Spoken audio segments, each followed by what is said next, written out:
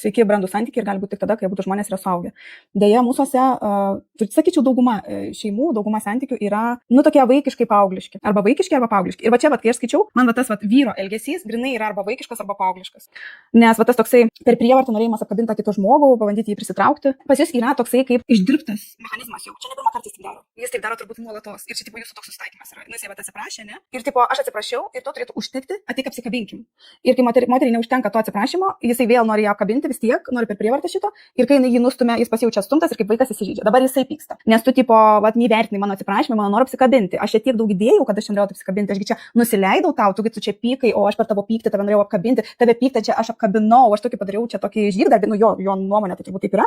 Ir kai jinai jį atstumia, jisai didžiai supyksta. Taip. Tai va toksai, sakyčiau, vaikų žaidimas ir aš suprantu jūs, dėl ko jūs pykstat ir dėl ko jūs jaučiatės, kad jūsų negirdi ir jūs jaučiatės, neišklausyti iki galo, nesuprasta. O tai yra svarbu, kada mes kalbame apie santykius ir